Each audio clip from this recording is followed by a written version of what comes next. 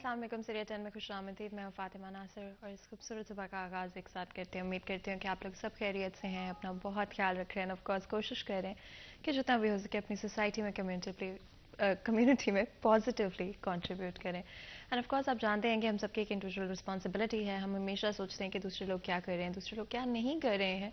Certain हालात की वजह से हमें तो ऐसे ही एक्ट करना पड़ेगा। हमारे पास टाइम नहीं है कि हम किसी के साथ अच्छी बात कर सकते हो या आराम से कोई काम कर सकते हो। हमें इसी जल्दबाजी में, इसी तेज़ी में ज़िंदगी के थ्रू जाना होगा। बट याद रखें कि आपकी रिस्पॉन्सिबिलिटी आपकी अपनी है। आप किसी और पे एक सूरत हाल पे इल्ज़ाम नहीं लगा सकते। एंड जस्ट बिकॉज ज़िंदगी में मुश्किलात हैं, इसका मतलब ये नहीं कि आप किसी और के लिए मुश्किलात खड़ी करना शुरू कर दें या किसी और के साथ मिसबिहेव करना शुरू कर दें। तो हमेशा कोशिश करें कि अपनी रिस्पॉन्सिबिलिटी लें, अपने कैरेक्टर की, अपने दूसरों के साथ बिहेवियर की, और कोशिश करें अगर आप किसी के लिए कोई छोटी सी भी अच्छी चीज़ कर सकते हैं तो उससे शुरुआत करें।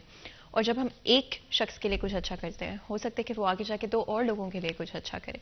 तो इसी तरह से एक रिपल इफेक्ट क्रिएट हो जाता है। तो हमेशा दूसरों के लिए अच्छा करने की कोशिश करें। जहाँ पर किसी के लिए कुछ आसान कर सकते हैं, किसी की मदद कर सकते हैं, तो 2 दफ़ा मत सोचें इस चीज़ को, ज़रूर उसको करें। आगे बढ़ते हैं। एक दिन एक नेकी में मुफ्ती अहमद अली हमारे साथ मौजूद होंगे, चलते हैं उनकी तरफ।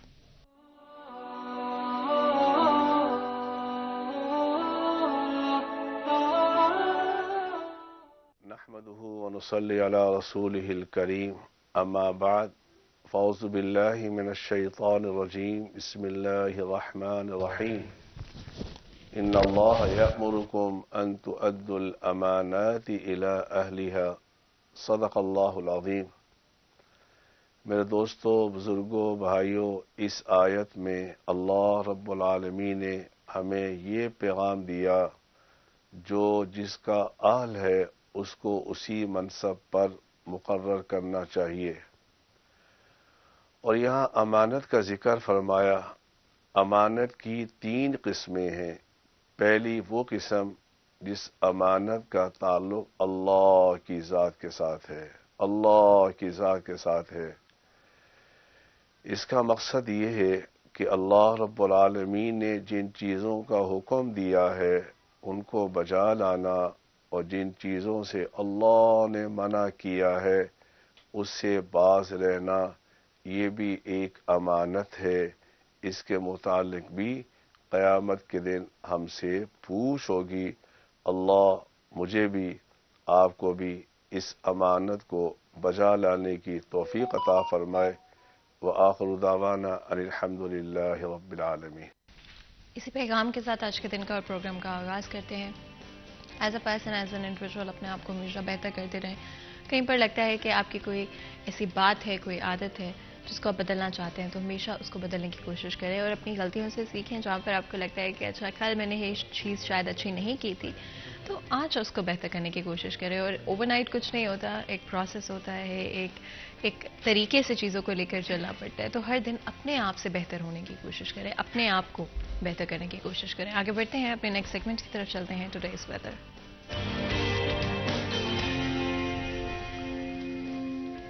मरियम रज़ा हमारे साथ मौजूद होंगी, जानते हैं मौसम की सूरत हाल। जी मरियम।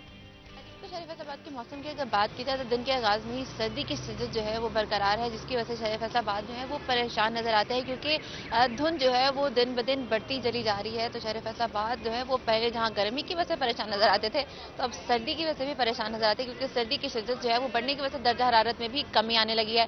महकमा मौसमियात के मुताबिक आज कम से कम दर्जा हरारत 5 डिग्री सेंटीग्रेड रिकॉर्ड किया गया, जबकि दोपहर के वक्त में ज्यादा से ज्यादा 12 रहने का इम्कान है। हवा में नमी का तनासुब जो है वो 96% है, जबकि हवाएं 4 किलोमीटर फी घंटा की रफ्तार से चल रही है। और हवाएं चलने की वजह से शहर फैसलाबाद का मौसम जो है वो तो बदलने लगा है, लेकिन उसके साथ साथ सर्दी की शिद्दत जो है उसमें भी इजाफा होता चला जा रहा है।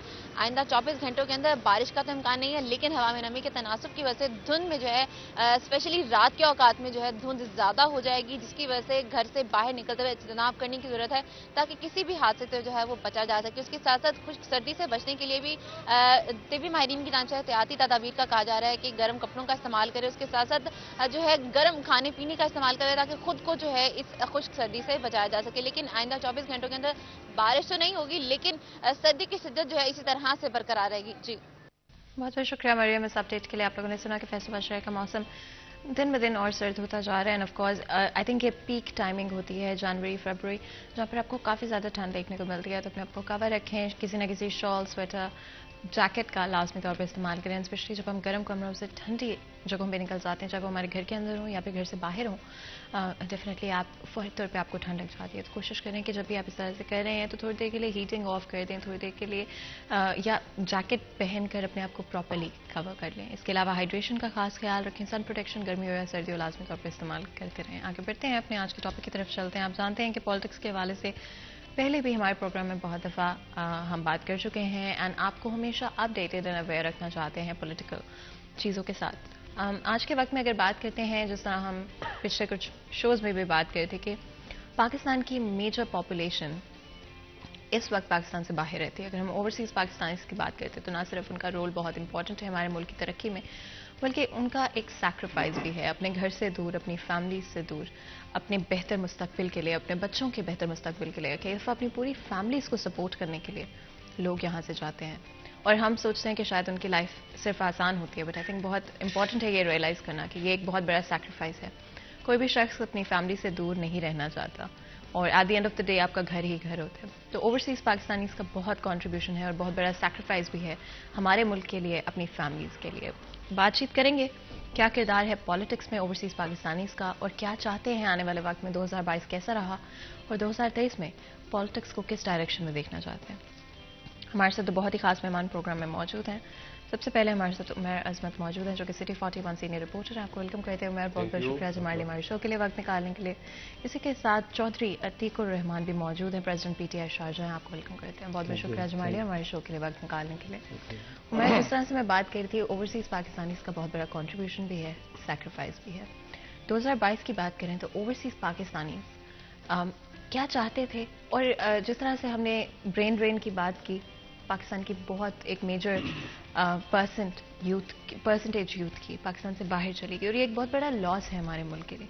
ओवरऑल सिनारियो को देखते हैं तो पॉलिटिक्स पे इसका क्या असर होगा, ब्रेन ड्रेन का, ओवरसीज़ पाकिस्तानीज़ जो भी महसूस कर रहे हैं उसका। बिस्मिल्लाहिर्रहमानिर्रहीम।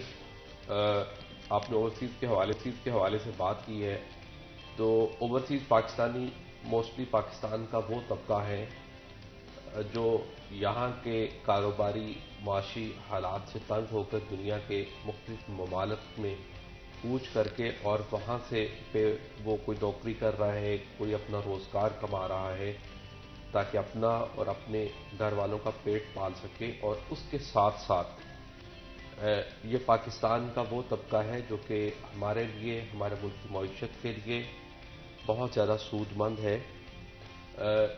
फॉरेन रेमिटेंसेस की सूरत में ये लोग अपनी जो मेहनत मजदूरी से या खून पसीने से कमाई हुई दौलत है, जो जब पाकिस्तान अपने प्यारों को भेजते हैं तो वो फिर डॉलर्स की सूरत में, इंटरनेशनल करेंसीज की सूरत में हमारे पास आती है, जिसका हमारे मुल्क को बहुत ज़्यादा फ़ायदा होता है। और जिस तरह बिलखसूस पाकिस्तान तहरीक इंसाफ के हवाले से बात करें तो उन्होंने ओवरसीज़ को लेके बहुत ज़्यादा कैंपेन जो है वो की है। और उसमें आप देखें कि फिर PTI का जो दौरे हुकूमत था उसके दौरान जो तरसीलात ज़ात बैरून मुल्क से आ रही थी या ओवरसीज़ पाकिस्तानी पैसा पाकिस्तान भिजवा रहे थे, उसमें काफ़ी हद तक इजाफा हुआ और गुज़िश्ता माली साल के दौरान वो अमाउंट जो है वो लगभग मोर दैन $26 बिलियन पे पहुंची। और जो हमारा इंपोर्ट का, हमारा तजारती खसारा है डॉलर्स का, उसको पूरा करने में हमें बहुत ज़्यादा मदद मिलती है। रही बात दूसरी कि हमारे मुल्क के जो हालात हैं इस वक्त, मुआशी सूरत हाल सबके सामने है, पूरी कौम के सामने है कि मुल्क में महंगाई का तूफ़ान है, मुल्क की एक्सपोर्ट है कि वो कम हो रही हैं, इम्पोर्ट्स पे हुकूमत की जानिब से कदगनें लगाई गई हैं। बज़ाहिर तो ये कहा जा रहा है कि ये हमें तजारती खसारा कम करने के लिए इम्पोर्ट्स पे पाबंदियाँ आयद की गई हैं और गुज़िश्ता दिनों में स्टेट बैंक ऑफ पाकिस्तान की जानिब से इन पाबंदियों को ख़त्म करने का ऐलान भी किया गया, मगर हमें उस पर अमली इक़दामात होते दिखाई नहीं देते। सिचुएशन आज कई रोज़ गुजरने के बाद भी जूँ की तूँ है। वो लोग जिनकी शिपमेंट्स पाकिस्तान से बाहर से आई हुई हैं इम्पोर्ट्स की, चाहे उसमें रॉ मटेरियल है, चाहे उसमें मशीनरी है, चाहे उसमें मशीनरी स्पेयर पार्ट्स हैं, वो पोर्ट्स पे रुके हुए हैं। या तो जो इम्पोर्टर है उसको LCs के लिए डॉलर नहीं मिलता, या फिर जो हुकूमत की जानिब से کاغذی سختیاں کی گئی ہیں اور اس کے حوالے سے NOC state bank of Pakistan کا یا دیگر جو فارمیلٹیز ہیں ان میں بزنس کمیونٹی کو مشکلات کا سامنا کرنا پڑتا ہے کہ مہینوں تک ان لوگوں کو وہ ڈاکومنٹیشن نہیں ہو پاتی اور پھر ان کو ایک شپمنٹ پہ لاکھوں کروڑوں روپے کے جرمانے عائد ہو رہے ہیں، جبکہ وہ بزنس کمیونٹی جو ٹیکسز دے رہی ہے کسٹم ڈیوٹیز کی صورت میں وہ اس کے علاوہ ہے. تو یہ بڑی پریشان کن صورتحال ہے. تو ایسی اس صورتحال میں 2022 کے دوران بھی، جس طرح آپ نے 22 کی بات کی، پاکستانیوں کی ایک بہت بڑی تعداد جو ہے وہ پھر روزگار کے سلسلے میں بیرون ملک شفٹ ہوئی ہے. اور آپ نے گزشتہ دنوں میں دیکھا ہوگا لگ بھگ 7 لاکھ پاکستانی جو ہیں نوجوان پڑھے لکھے، جن میں سے انجینئرز، ڈاکٹرز اور ہائیلی کوالیفائڈ لوگوں کی تعداد 1 لاکھ کے قریب ہے، وہ بھی اس ملک کو چھوڑ کے چلے گئے تاکہ وہ بیرون ملک جائیں، سیٹلڈ ہوں، اپنا روزگار کمائیں، اپنا کاروبار چلا سکیں اور اپنے جو ان کے پیارے ہیں، پیچھے گھر والے ہیں، ان کے ماں باپ، بھائی بہن جو ہیں، ان کے معاشی معاملات کو چلا سکیں. کسی صورت پہ تو یہ چیز ایک بہتر ہے کہ، لیکن یہ الارمنگ سچویشن ہے پاکستان کے لیے کہ اتنی بڑی تعداد میں پڑھے لکھے لوگوں کا، ایجوکیٹڈ یوتھ کا پاکستان چھوڑ کے ان کی وہ کیپیبلٹیز سے دوسرے لوگوں کا مستفید ہونا، یہ پاکستان کے لیے ایک الارمنگ سچویشن ہے. اینڈ ہم اس چیز کو روک نہیں پائے عمیر. آئی تھنک یہ بہت افسوسناک بات ہے کہ ہماری یوتھ جانا چاہتی تھی اور ہم ان کو وہ اپرچونیٹیز، آلٹرنیٹیوز نہیں دے پائے جس کی وجہ سے وہ پاکستان میں رک پاتے، اور فائنانسز اتنے مشکل ہو گئے، انفلیشن اتنی زیادہ ہو گئی. تو یہ بہت افسوس کی بات ہے کہ ہمیں اپنی اتنی میجر پاپولیشن یوتھ کی ہمیں لوز کرنی پڑی ڈفرینٹ کنٹریز کو، ڈفرینٹ دوسری اپرچونیٹیز کو. آپ خود پاکستان سے باہر رہتے ہیں، آپ کی کتنا مشکل ہے اپنے ملک سے دور رہنا؟ اور پولیٹکس 2022 کی اگر ہم پولیٹیکل سیناریوز کی بات کرتے ہیں تو بڑا ہی انٹرسٹنگ رہا پولیٹیکلی، بہت ایکٹیو رہا پولیٹیکلی، ڈفرینٹ پارٹیز کے ساتھ ڈفرینٹ لوگوں کی ایسوسیشنز ہیں. آپ کے خیال میں کیا اوپینین ہے آپ کا اور اوورسیز پاکستانیز کا؟ سب سے پہلے تو شکریہ مجھے اپنا پوائنٹ آف ویو آپ کے سامنے پیش کرنے کا، آپ کے تھرو عوام کے سامنے. سب سے پہلے میں یہ کہنا چاہوں گا کہ اپنے ملک کو چھوڑ کر دیار غیر میں رہنا یہ کوئی آسان کام نہیں ہے. آپ نے اپنی فیملیز کو، اپنے ریلیٹیوز کو، جہاں آپ نے اپنا بچپن گزارا ہے اس ملک کو چھوڑ کے ایک اسٹرگلنگ لائف جو ہے وہ اس کو اپناتے ہوئے آپ بیرون ملک چلے جاتے ہیں. تو یہ کس لیے کرتے ہیں؟ اس وجہ سے کہ ہمارے ملک میں وہ اپرچونٹیز نہیں ہیں. ہم سمجھتے ہیں کہ ہم ایک زیادہ بہتر طریقے سے ارن کر سکتے ہیں، لیکن یہاں پہ وہ اپرچونٹیز نہیں ہیں جو ہمیں لگتا ہے کہ جیسے سعودی عرب ہے، UAE ہے، مڈل ایسٹ ہے، یورپ ہے، وہاں ہے ایز آف لائف. ہاں جی. تو اس لیے پھر ہم یہاں سے چھوڑ کے وہاں جا کے ایک اچھی زندگی کے لیے کوشش کرتے ہیں، ایک مشکل راستہ جو اپناتے ہیں. لیکن اس میں جو مشکلات آتی ہیں وہ یا ہم فیس کرتے ہیں یا ہماری فیملیز فیس کرتی ہیں. سب سے مشکل کیا چیز ہوتی ہے؟ سب سے مشکل چیز یہی ہے کہ آپ نے اپنا ہوم کنٹری جو ہے، جہاں آپ نے ساری زندگی گزاری ہے، جہاں آپ کے پیرنٹس رہتے ہیں، جہاں آپ کے جاننے والے دوست احباب رہتے ہیں، ان کو چھوڑ کے آپ ایک غیر ملک میں چلے جاتے ہیں. ایک چیز جو کہ میں نے ایکسپیرینس کی ہے خود بھی، اور جو میں نے نوٹس کیا، آبزرو کیا ہے دوسرے لوگوں میں، جب آپ گھر سے دور ہوتے ہیں تو آپ زیادہ فوکس کرتے ہیں. شاید پاکستان میں رہتے ہو آپ اتنے پولیٹیکلی اویئر نہیں رہتے، لیکن پاکستان سے باہر ہوتے ہیں آپ کو پتا ہوتا ہے کیا ہو رہا ہے ہر دن، آپ ہر طرح سے خبروں سے آگاہ رہتے ہیں. بالکل، یہ بالکل 100% بات سچ ہے.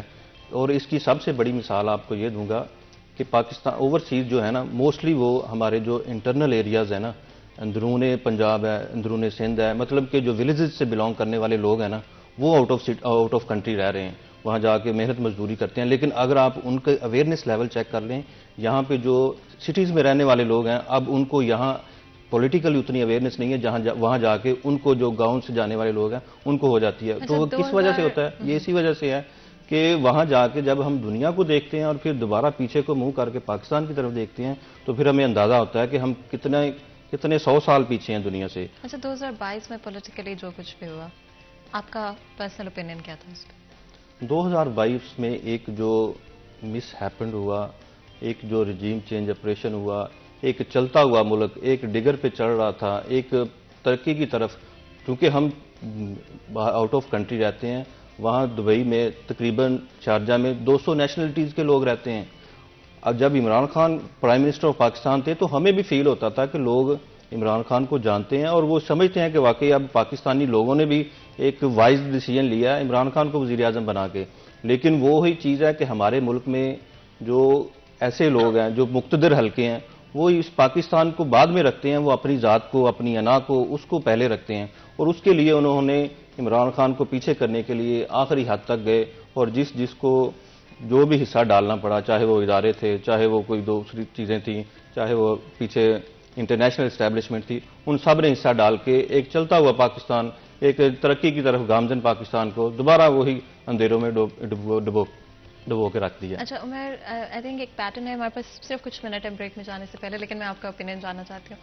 زیادہ تر اوورسیز پاکستانیز ایک particular political party and ideology کو کیوں سپورٹ کرتے ہیں؟ دیکھیں, پاکستان میں بڑی تعداد میں لوگ ایسے ہیں جو کہ مقیم ہیں. اوورسیز کے حوالے سے آپ نے بات کی, وہ جس طرح خان صاحب نے پاکستانیوں کو ایک خواب دکھایا تھا, وہ 1 کروڑ گھروں کا, 50 لاکھ گھروں کا, 1 کروڑ نوکریوں کا, تو اسی طرح اوورسیز کو بھی خان صاحب نے کافی زیادہ سہانے سپنے دکھائے تھے. شاید یہی وجہ ہے کہ وہ لوگ کافی زیادہ پی ٹی آئی کے متوالے بنے ہیں. بالکل, جب بریک سے واپس آئیں گے تو عمر سے اور بھی اس کے اوپر انفارمیشن لیں گے کہ آخر ایسا کیوں ہے, لیکن اس سے پہلے بریک لیتے ہیں. کہیں مت جائے گا ہمارے ساتھ.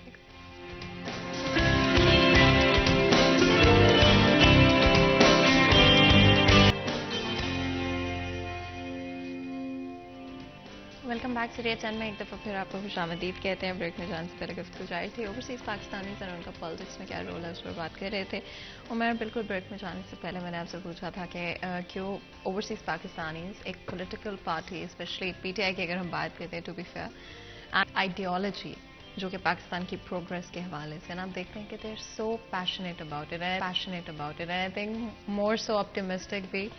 جو پاکستان میں رہتے ہیں ان سے زیادہ آپ کو اوورسیز پاکستانی آپٹیمسٹک میں, اس کے پیچھے کیا ریزنس رہتے ہیں؟ دیکھیں, جس طرح ہم بات کر رہے تھے, میں وہیں سے اپنی گفتگو کا سلسلہ دوبارہ شروع کروں گا.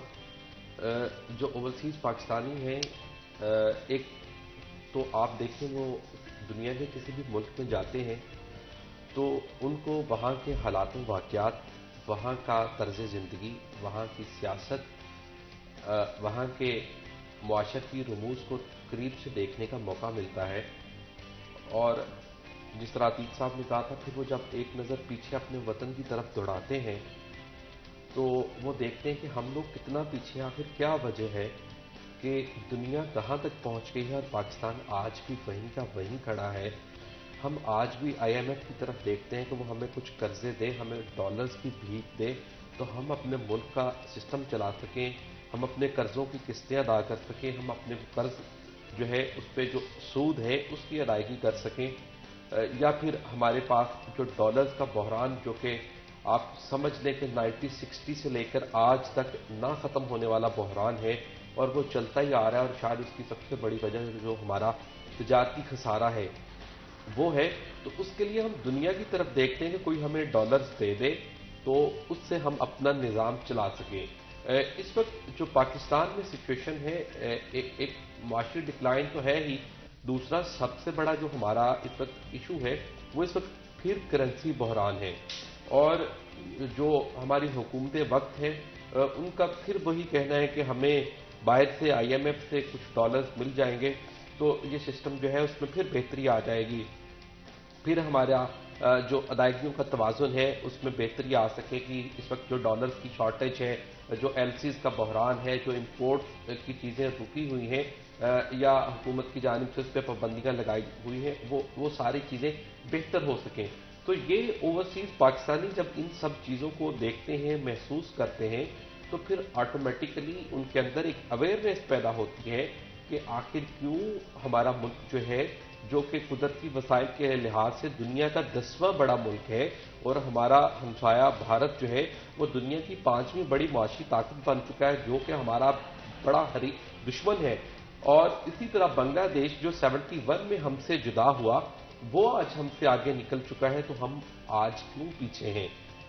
یہ وہ تمام چیزیں ہیں, یہی وہ صورتحال ہے جس کی وجہ سے یہ لوگ پاکستان سے باہر جانے پہ مجبور ہوئے اور پھر یہ ساری چیزیں سوچنے پہ مجبور ہوئے, اور وہ یہی سوچ ان کے اندر ایک اویئرنیس پیدا کرتی ہے.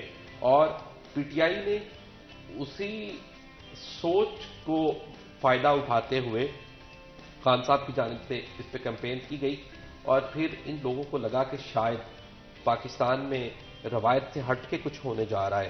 جتنے بھی اوورسیز پاکستانی آپ یو کے میں دیکھیں، آپ گلف کنٹریز میں دیکھیں، یورپ میں رہنے والے لوگوں کو آپ دیکھیں، ان لوگوں کو لگا کہ شاید پاکستان چینج ہونے جا رہا ہے، پاکستان کی سیاست چینج ہونے جا رہی ہے، اور عمران خان نے اوورسیز کو کافی زیادہ انہوں نے بھی پریفر کیا، اور یہی وجہ ہے کہ یہ لوگوں کی ایک بڑی تعداد، گو کہ تمام سیاسی جماعتوں کے ونگز ہیں دنیا کے دیگر کنٹریز میں، لیکن یہ لوگ بالخصوص ویسٹ میں رہنے والے لوگ جو تھے وہ عمران خان کی طرف کافی زیادہ متوجہ ہوئے۔ لیکن پھر ہماری بدقسمتی وہی ہے کہ 18 کے انتخابات کے بعد وہ چیزیں نہیں ہو سکی۔ گو کہ جو ہمارے اوورسیز بھائی ہیں، بہنیں ہیں، انہوں نے پاکستان جو ترسیلات زر ہے، اپنے پیاروں کو بیچی گئی رقوم ہے، اس میں ماضی کی نسبت ریکارڈ توڑے، پہلے سے زیادہ پیسے بھیجے، ان لوگوں نے پہلے سے زیادہ محنت کی، پہلے سے زیادہ ڈالرز بھیجے پاکستان میں، کہ شاید اب اس ملک کی تقدیر بدلنے والی ہے، یہاں پہ روایت سے ہٹ کے سیاست ہوگی، مگر اس میں بھی ہمیں کوئی فائدہ ہوتا دکھائی نہیں دیا۔ اس طرح سے پی ٹی آئی بھی نہیں پرفارم کر پائی، سچویشن وہی کی وہیں رہی۔ گو کہ جب پی ڈی ایم اقتدار میں آئی ہے، پی ٹی آئی اپوزیشن میں چلی گئی ہے، اب پی ٹی آئی کی پاپولیرٹی گراف پہلے کی نسبت بہتر ہوا ہے، لیکن آپ دیکھیں جس وقت پی ٹی آئی گورنمنٹ میں تھی اس وقت ان کا پاپولیرٹی گراف کیا تھا، پی ٹی آئی کی پرفارمنس کیا تھی، ان کی پروگریس کیا تھی۔ ہاں آپ ایکسپورٹ کی حد تک کہیں تو اس میں بہتری آئی تھی، پاکستانی ایکسپورٹ میں بہتری آئی تھی، شاید اس کی وجہ بھی کچھ کووڈ کی، اور واقعتاً کچھ گورنمنٹ کی پالیسیاں ہیں کہ ایسی جس میں ایکسپورٹر کو ریلیف کیا گیا تھا، ہماری جو پیداواری لاگت تھی وہ دنیا کے مقابلے میں وہ کم ہوئی تھی اس ریلیف کے مقابلے میں، لیکن آج پھر وہ ڈالر کی جو بڑھتی ہوئی قیمت ہے، پولیٹیکل انسٹیبلٹی ہے، اس کی وجہ سے آپ دیکھیں کہ ہمارے ملک میں ایک تو معاشی صورتحال گمبھیر ہو گئی ہے، اس کے ساتھ ساتھ جو ایکسپورٹرز کو ملنے والا ریلیف تھا وہ تمام ریلیف صرف اور صرف ڈالر کی بڑھتی ہوئی قیمت کے سامنے پانی میں بہہ چکا ہے، اور جو پیداواری لاگت ہے وہ دنیا کے مہنگے خطوں کے برابر جو ہے وہ ہماری پیداواری لاگت پہنچ چکی ہے، اور آج سچویشن یہ ہے کہ ہمیں اس طرح سے آرڈرز نہیں مل رہے، ایکسپورٹس کے آرڈرز نہیں مل رہے، ہماری انڈسٹری بند ہو رہی ہے، ہمارا مزدور بے روزگار ہو رہا ہے، اور اس کی سب سے بڑی وجہ دو ہی چیزیں ہیں، سیاسی عدم استحکام اور ڈالر کی بڑھتی ہوئی قیمت۔ آپ کے خیال میں جب آپ نے موو کیا اور اگر آپ اب کی سچویشن دیکھتے ہیں، کیا مختلف لگتا ہے اوورسیز پاکستانیوں کے رویے میں، ان کا جو پولیٹیکل اوپینین ہے کس طرح سے تبدیل ہوا ہے اگر ہم پچھلے 10 سال کو دیکھتے ہیں؟ اگر سب سے پہلے یہ تو اگر جیسے عمیر بھائی نے بات کی ہے کہ ہمارا جو اس وقت کی سچویشن ہے اس کو دیکھتے ہوئے جو عمران خان کے وعدے تھے، اس کے بعد پاکستان کے جو اوورسیز تھے، جو باہر رہنے والے تھے، ان کی رائے اگر چینج ہو چکی ہوتی اس ٹائم کہ عمران خان پرفارم نہیں کر پائے، اس وجہ سے انہوں نے اپنی رائے چینج کر لی ہے، تو پھر تو ہم اس کو ایکسیپٹ کرتے کہ عمران خان پرفارم نہیں کر پا رہے تھے، اس وجہ سے جو اوورسیز کو عمران خان سے امیدیں تھیں وہ بھی اب دم توڑ گئیں۔ لیکن سٹل جو اوورسیز ہیں، جو پاکستانی ہیں، ان کو ابھی بھی جو اگر ہوپ نظر آ رہی ہے تو وہ عمران خان میں نظر آ رہی ہے۔ وہ ابھی بھی یہی دیکھ رہے ہیں کہ اگر اس ملک کو ڈگر پہ لا سکتا ہے، اس ملک کو دوبارہ اس ترقی کی طرف لے جا سکتا ہے تو وہ one and only Imran Khan ہے، کیونکہ پچھلے 35-40 سال سے تو جو پاکستانیوں کا، پاکستان کا، ہماری معیشت کا جو حال کر دیا ہے ان لوگوں نے، جو باریاں لے کے مسلسل آ رہے ہیں، ایک دفعہ وہ آ گیا، ایک دفعہ وہ آ گیا، اور اب بھی صرف اس وجہ سے انہوں نے یہ، حالانکہ ان کو اس وقت سچویشن نظر آ رہی تھی کہ آسان نہیں ہے، لیکن انہوں نے ایکسیپٹ حکومت اس لیے کی کہ ان کو اپنے جو نیب کیسز تھے، اپنی کرپشن تھی، اس کو بچانا تھا، اس کو اپنے آپ کو سیو کرنے کے لیے انہوں نے یہ حکومت کا جو یہ 1.5 سال کا، حالانکہ ان کو معلوم تھا کہ ہم پرفارم نہیں کر پائیں گے، ہماری اتنی کیپیسٹی نہیں ہے، لیکن انہوں نے ایکسیپٹ صرف اس لیے کیا کہ وہ اپنے جو کیسز تھے، جس دن اس پہ فرد جرم عائد ہونی تھی شہباز شریف پہ، اس دن اس کو پرائم منسٹر بنا دیا۔ اور اس میں میں سمجھتا ہوں کہ ہمارے جو ایک ادارے ہیں ان کا بھی ایک بہت بڑا رول ہے، کیونکہ باہر چلے جائیں یورپ میں دیکھ لیں، جو ان کی حکومتیں ہیں، پاکستان کے لوگ ہیں، اوورسیز پاکستانی ہیں، وہ سب یہ سمجھتے ہیں، اس چیز کو انڈرسٹینڈ کرتے ہیں کہ پاکستان میں اداروں کا رول جو ہے نا وہ پولیٹیشین سے بھی زیادہ ہے. جو ادارے ہیں وہ ان کی منمانی زیادہ چلتی ہے. جو پولیٹیشین ہیں، عوام ہے، جو جمہور ہے، یہ جمہوری ملک ہے، جو عوام چاہتی ہے وہ نہیں ہوتا، بلکہ جو ادارے چاہتے ہیں وہ ہوتا ہے. تو اس میں انہوں نے بھی پورا جو ایک کردار ادا کیا نا، وہ ہمارے لیے بھی ایک شیم لیس ہے، شیم فل ہے، اور ہمارے جو اوورسیز پاکستانی ہیں ان کے لیے بھی، کہ ہم تو محنت کر رہے ہیں، اپنی کیپیسٹی سے زیادہ محنت کر کے اپنے اتنی سینسٹیوٹی شو کرتے ہیں اپنے ملک کے لیے، لیکن جو ہمارے ادھر مقتدر حلقے ہیں، جو ہمارے پاکستان کی جن کے ہاتھوں میں باغ ڈور ہے، وہ اس کے ساتھ اتنا برا سلوک کر رہے ہیں کہ ہمارا دل نہیں کرتا کہ دوبارہ ان کے ساتھ وہی کہیں بیٹھ کے ان کو ووٹ کرنے کو، ان کو دوبارہ آگے لانے کے لیے. پالیسیز کی اگر ہم اسپیشلی بات کریں عمیر، تو I think some good decisions and some bad decisions 2022 میں. بیسٹ ڈیسیژنز کون سے تھے پالیسیز کو لے کر، اور بیڈ ڈیسیژنز کون سے تھے؟ دیکھیں، پالیسیز کی جہاں تک آپ نے بات کی ہے، تو بدقسمتی سے ہمارے ملک میں کوئی بھی گورنمنٹ برسر اقتدار رہی ہے تو کبھی اسٹیک ہولڈرز کو اعتماد میں لے کر پالیسیز تشکیل نہیں دی جاتی، بلکہ یہ بند کمروں میں بنتی ہیں. اور یہی وجہ ہے کہ یہ پالیسیز بنتی عوامی بہتری کے نام پہ ہیں، عوام کی فلاح کے نام پہ ہیں، مگر ان کے نقصان جو ہیں وہ الٹ ہوتے ہیں. آپ چاہے موجودہ حکومت کی پالیسیز کو دیکھ لیں، وہ ایکسپورٹ فیسیلیٹیشن کے حوالے سے ہو، وہ ملکی اکانومی کے نام پہ ہو، وہ ابھی مارکیٹس کی ٹائمنگز کے نام پہ ہو، وہ امپورٹس پہ پابندی کے نام پہ ہو، وہ بزنس پریمیسز کے حوالے سے ہو. آپ دیکھیں گے کہ وہ اس طرح سے جو گراس روٹ لیول سچویشن ہوتی ہے اس کو مد نظر رکھ کے مور پالیسیز ہمارے یہاں نہیں بنتی ہیں. آپ دیکھیں کہ آج پولٹری کی پرائسز جو ہے، چکن کی کہاں تک جا پہنچی ہے. یہ ایک سستا پروٹین ہے اور اس کے مقابلے میں ہم کمپیٹ نہیں کر سکتے بیف یا مٹن میں، لیکن گورنمنٹ کی جانب سے 180 ارب روپے مالیت کا سویابین جو بیرون ملک سے آیا تھا، اس کو اچانک ہی ان لوگوں کو خیال آیا کہ یہ مضر صحت ہے اور وہ روک دیا گیا، اور جس کے نتائج جو ہیں وہ آج عوام کو بھگتنا پڑ رہے ہیں. بالکل. اس سے پہلے کہ مزید گفتگو کریں ایک بریک لیتے ہیں، کہیں میں جو ہے کہ ہمارے ساتھ رہے گا.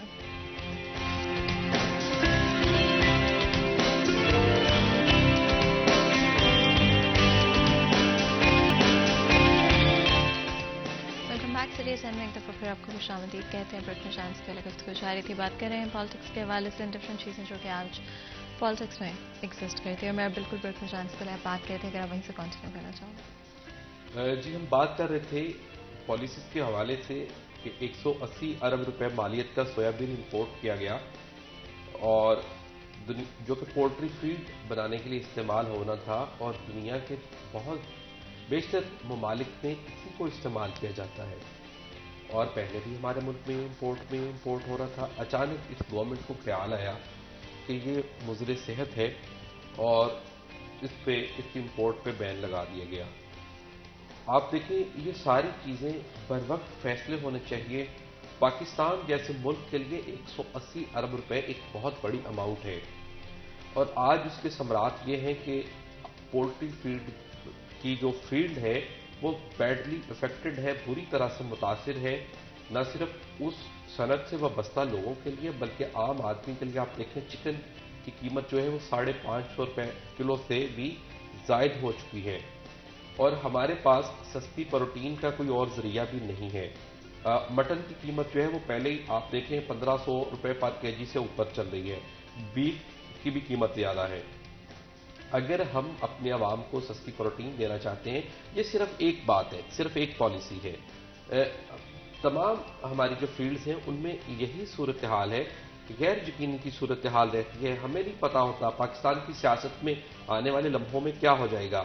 پاکستان کی ایکسپورٹ کے حوالے سے پالیسیز ہیں، پاکستان کی معیشت کے اکانومک کے حوالے سے پالیسیز جو ہیں، امپورٹ کے حوالے سے جو پالیسیز ہیں، یہ نہیں پتا ہوتا کہ ہر آنے والا جو دن ہے اس میں ان میں کیا چینجنگ ہوگی. تو یہ لانگ ٹرم پالیسیز بننی چاہیے، اور وہ لوگ جو پاکستان کو سرو کر رہے ہیں بالکل اوورسیز پاکستانی ہیں جو کہ پاکستان کے لیے جن کی گراں قدر خدمات ہیں، اور آپ یہ سمجھیں کہ یہ دنیا کے دیگر ممالک میں جب جاتے ہیں تو یہ پاکستان کے سفیر بن کے جاتے ہیں، یہ وہاں پہ محنت کرتے ہیں، اس بات کا دنیا کو پیغام پہنچاتے ہیں کہ پاکستانی ایک محنتی قوم ہے، اور وہ ہمارا جو ایک نیگیٹو امپیکٹ دنیا کے سامنے ہوتا ہے اس تاثر کو زائل کرنے میں بھی یہ ہماری مدد دیتے ہیں۔ نہ صرف یہ پاکستان کے لیے فائنانشلی سود مند ہے، بلکہ اگر ہم سفارتی لحاظ سے بھی دیکھیں تو اوورسیز کی خدمات جو ہیں ان کو کسی قدر بھلایا نہیں جا سکتا۔ اگر ہم اپنے ڈسکشن کو ریپ اپ کرنے کی کوشش کریں، آئی تھنک ڈفرینٹ ایسپیکٹ سے بات کی، آنے والے سال میں کیا ایکسپیکٹیشنز ہوں گی؟ اوورسیز پاکستانیز کس طرح سے اور کنٹریبیوٹ کرنا چاہیں گے پاکستان کی economy, over all political dynamics میں، اور گورنمنٹ سے، کسی بھی گورنمنٹ سے جو بھی آگے آتی ہے، کیا ایکسپیکٹیشنز ہوں گی؟ سب سے پہلی بات تو یہ کہ اوورسیز پاکستانیوں نے جب سے وہ یہ پاکستان بنا ہے کچھ نہ کچھ خدمت ہی کی ہے پاکستان کی، چاہے وہ وہاں سے ریمیٹنس بھیج کے یا وہاں جا کے پاکستان کا ایز اے سفیر ایک امپیکٹ بہتر کرنے کے لیے، ایک امیج بہتر کرنے کے لیے۔ تو جو آنے والی گورنمنٹ ہے وہ چاہے کسی کی بھی ہو، کیونکہ جو پی ٹی آئی کی گورنمنٹ تھی نا، انہوں نے اوورسیز کو ووٹ کا رائٹ دیا تھا، جو سب سے بڑی بات تھی، جس کے لیے اوورسیز جو تھے بڑی دیر سے ریکوائر کر رہے تھے کہ ہم بھی پورے پاکستانی ہیں، ہمارا دل بھی پاکستان کے لیے اتنا ہی پیورلی دھڑکتا ہے جتنا جو پاکستان میں رہنے والے ہیں ان سے، ہاں ہم بھی اتنا ہی اس کے فیصلوں میں، ڈیسیجنز میں اپنا پارٹیسپیٹ کرنا چاہتے ہیں جتنا پاکستانی کرنا چاہتے ہیں۔ تو پی ٹی آئی گورنمنٹ نے، عمران خان جب پرائم منسٹر تھے تو انہوں نے یہ رائٹ دیا اوورسیز کو کہ آپ ووٹ کاسٹ کر سکتے ہیں، لیکن جیسے ہی یہ دوسری گورنمنٹ آئی ہے انہوں نے پھر وہ جو رائٹ تھا اوورسیز سے وہ چھین لیا ہے۔ تو اس کے لیے جو ہمارے اوورسیز بھائی ہیں ان کے دل میں ایک رنج ہے کہ ہمیں شاید یہ پورا پاکستانی نہیں سمجھتے، حالانکہ ہم پاکستان کی خدمت کر رہے ہیں، ملک سے باہر رہ کے اپنا گھر بار چھوڑ کے، اتنی ہماری ایکسپورٹ نہیں ہے جتنے ہم ریمیٹنس آتے ہیں پاکستان کے لیے جو اوورسیز بھیجتے ہیں، جس پہ پاکستان کی معیشت کھڑی ہے بیسکلی۔ اگر ایک مہینہ وہ رکیں تو پاکستان کی معیشت دھڑام سے گر جائے گی۔ تو اس کے بعد بھی اگر ہمارے ساتھ یہ سلوک کیا جاتا ہے تو پھر ہمیں دکھ ہوتا ہے ایسی گورنمنٹ سے، ایسی حکمرانوں سے جو ہمیں دوسرے درجے کے شہری کنسیڈر کرنے کی کوشش کرتے ہیں۔ تو اب جو بھی گورنمنٹ آئے گی بیسکلی اسٹیبلٹی پاکستان میں تبھی آنی ہے اگر یہاں باقاعدہ الیکشن ہو جائیں۔ الیکشن ہونے کے بعد، چونکہ جو بھی باہر والی کنٹریز ہیں جنہوں نے ہمیں امداد دینی ہے یا آئی ایم ایف ہے، ان کو معلوم ہے کہ جب تک اسٹیبلٹی نہیں ہوگی، ابھی یہ گورنمنٹ پتہ نہیں 3 دن ہے 4 دن ہے، یہ 1 ہفتہ ہے 2 ہفتے ہیں، اسٹیبلٹی اگلے 5 سال کے لیے جو گورنمنٹ آئے گی سلیکٹ ہو کے، الیکٹ ہو کے پاکستانی ہوا، تو اس کے ساتھ ان کو بھی کام کرنے کے لیے، ان کو بھی پالیسیز بنانے کے لیے ایک کمفرٹ زون ملے گا۔ اس لیے ان کو چاہیے جو اقتدار، حلقہ اقتدار ہے، احباب اقتدار ہیں، کہ یہ پاکستان کی اسٹیبلٹی کے لیے جو ڈیسیجنز ہیں نا وہ لیں، صرف اپنی انا کے لیے، اپنی انا کی تسکین کے لیے ہی ڈیسیجن نہ لیں کہ اپنے اقتدار کو چمٹے رہنے کے لیے وہ پاکستان چاہے نیچے سے نیچے جا رہا ہے لیکن ان کو صرف اپنے وہ کیسز نظر آ رہے ہیں، اپنا اقتدار نظر آ رہا ہے، اور وہ جو الیکشن ہے وہ ڈیلے سے ڈیلے کرتے جا رہے ہیں۔ ان کو چاہیے کہ جلدی سے جلدی الیکشن کرا کے جو الیکٹڈ گورنمنٹ ہے، جو عوام چاہے گی، جس کو ووٹ کاسٹ کرے گی، اس کو یہ اقتدار دیں تاکہ وہ اگلے 5 سال کے لیے پوری دنیا کے ساتھ، آئی ایم ایف کے ساتھ بیٹھ کے اپنی پالیسیز تشکیل دے سکیں۔ اور ہمارا بھی یہی ڈیمانڈ ہے، ہماری بھی ایکسپیکٹیشنز یہی ہیں کہ جو گورنمنٹ نہیں آئے ایز اے اوورسیز، کہ ہمیں بھی پورا وہ رائٹ جو ہے نا، ووٹ آف رائٹ، وہ بھی دیا جائے، اور ہمارے لیے جو جس طرح پچھلی گورنمنٹ نے روشن ڈیجیٹل اکاؤنٹ ہے، دوسری پالیسیز ہیں، اس طرح کی کافی پالیسیز متعارف کروائی تھی، ان کو کنٹینیو کیا جائے، بجائے اس کے کہ جو اچھے کام کیے تھے پچھلی گورنمنٹ نے ان کو کنٹینیو کیا جاتا۔ یہ گورنمنٹ ان پہ قدغن لگا رہی ہے، پابندیاں لگا رہی ہے، ان کو روک رہی ہے، اور اس کی سب سے بڑی جو ہمیں دکھ والی بات ہے کہ وہ جو ووٹ آف اوورسیز ہے نا، ووٹ کا رائٹ تھا، اس کو ختم کر دیا۔ حالانکہ جب یہ پچھلی حکومتوں میں ہوتے تھے، چاہے پیپلز پارٹی کی حکومت تھی، چاہے نون لیگ کی تھی، تو صرف یہ دکھانے کے لیے کہ ہم کوشش کر رہے ہیں، ہم چاہتے ہیں کہ اوورسیز کو ووٹ کا رائٹ دیا جائے، لیکن جب پی ٹی آئی کی گورنمنٹ نے آ کے یہ رائٹ دیا تو ان کو وہ نظر آیا کہ باہر والے لوگ تو سب اویئرڈ پیپل ہیں، وہ جانتے ہیں سب کچھ کہ یہاں پاکستان میں کون کیا سلوک کر رہا ہے پاکستان کے، تو اس ڈر سے، اس خوف سے انہوں نے وہ والا جو رائٹ تھا وہ ختم کر دیا۔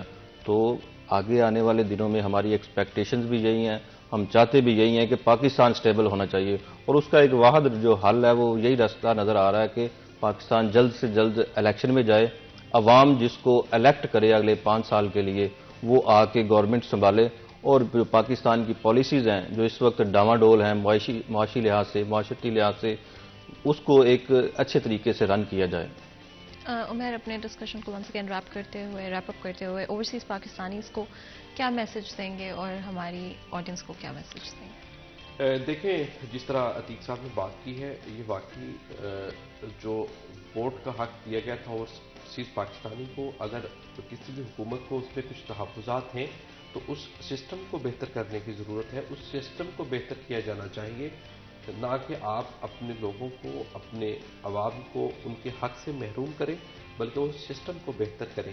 اسی طرح وہ جو اوورسیز پاکستانی ہیں ان کے لیے اوورسیز پاکستانی کمیشن بھی تشکیل دیا گیا تھا، اور پچھلی جو گورنمنٹ کی PTI کی انہوں نے کافی زیادہ ایکٹیو کیا تھا، اور اس حوالے سے بہت زیادہ کیسز سامنے آ رہے تھے، اوورسیز پاکستانی کی زمینوں پہ قبضوں کے حوالے تھے، ان پہ بھی کافی زیادہ ورک ہوا تھا۔ تو میں سمجھتا ہوں کہ ہمیں جو اوورسیز پاکستانیز کو درپیش مشکلات ہیں، ان کے کیسز ہیں، ان کو فوری طور پہ ان کو ریلیف ملنا چاہیے، تاکہ وہ لوگ جو پاکستان کا ایک بہت اہم رول ہے اور وہ ملک سے باہر ہیں، تو انہیں وہ کمی محسوس نہ ہو، وہ اپنے حق کے لیے خوار نہ ہو، بلکہ ان کو فوری طور پہ ریلیف ملنا چاہیے، تاکہ وہ مزید دل جمعی کے ساتھ، مزید محنت اور لگن کے ساتھ اپنے ملک کے لیے کام کر سکیں۔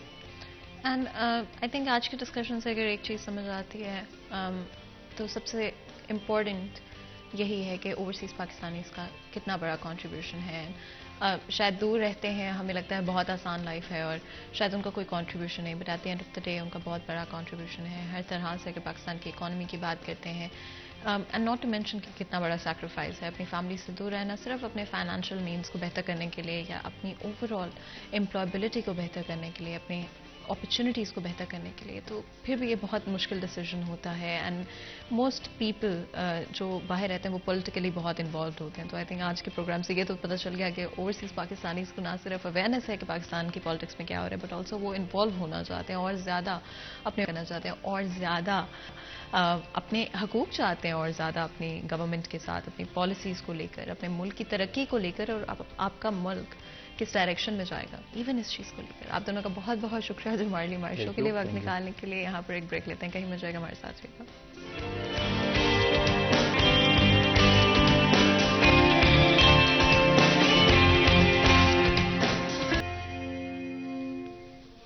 ویلکم بیک سٹی ٹائم میں ایک دفعہ پھر آپ کو خوش آمدید کہتے ہیں۔ بریک میں جانے سے پہلے گفتگو جائے تھی آج فرسٹ ہاف پالیٹکس کے حوالے سے تھا، ڈفرینٹ ایشوز اینڈ اسپیشلی کہ اوورسیز پاکستانیز آج کے وقت میں کیا چاہتے ہیں۔ اس سے پہلے کہ ہم اپنے نیکسٹ ڈسکشن کی طرف جائیں، اپنے نیکسٹ سیگمنٹ کی طرف چلتے ہیں۔ آج کے بھاؤ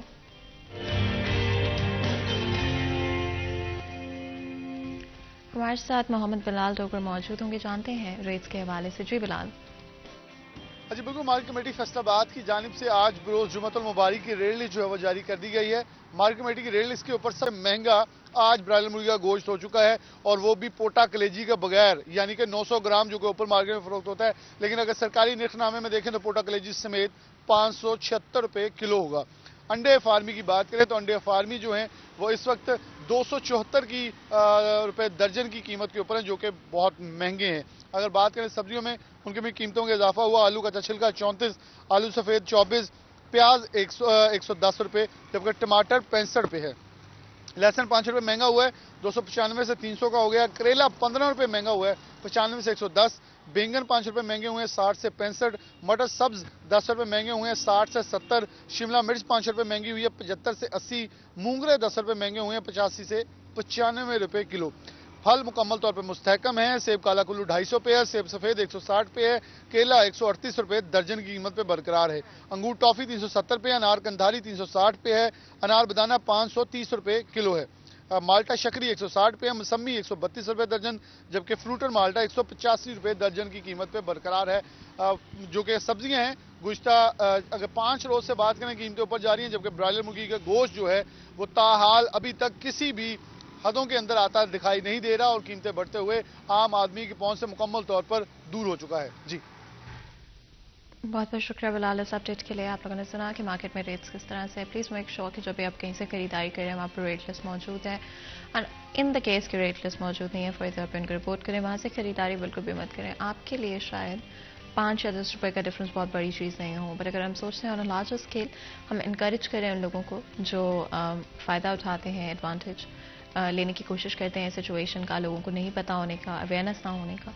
इसलिए अगर आपको अवेयरनेस है, आप जानते हैं, तो बिल्कुल भी वहाँ से खरीदारी मत करें। फौरी तौर पे ऐसे लोगों को रिपोर्ट करें जो कि एक्स्ट्रा चार्ज कर रहे हैं, ओवर चार्ज करने की कोशिश कर रहे हैं, या रेट लिस्ट के बगैर आपको खरीदारी करने पर इनकरेज कर रहे हैं। आगे बढ़ते हैं, अपने नेक्स्ट सेक्शन की तरफ चलते हैं प्रोग्राम की।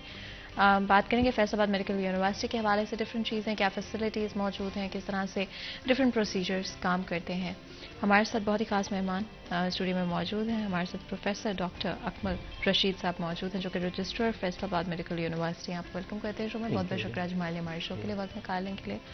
अगर हम फैसलाबाद मेडिकल यूनिवर्सिटी की बात करते हैं, इसके बारे से बताइएगा, एंड स्पेशली क्या फैसिलिटीज़ मौजूद हैं। देखिए, फैसलाबाद मेडिकल यूनिवर्सिटी जो थी ये 2017 में इस्टेब्लिश हुई थी।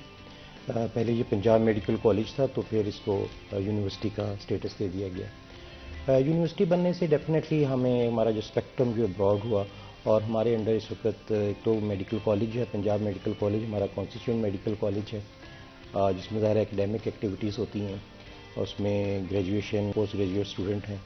इसके साथ हमारे पास जो हमारे अंडर 3 हॉस्पिटल्स हैं। एक लाइट हॉस्पिटल है, एक DHQ हॉस्पिटल है, और एक उलामाबाद जनरल हॉस्पिटल है। तो इन तमाम अगर हम करें तो हमारे पास 2 शोबे आते हैं।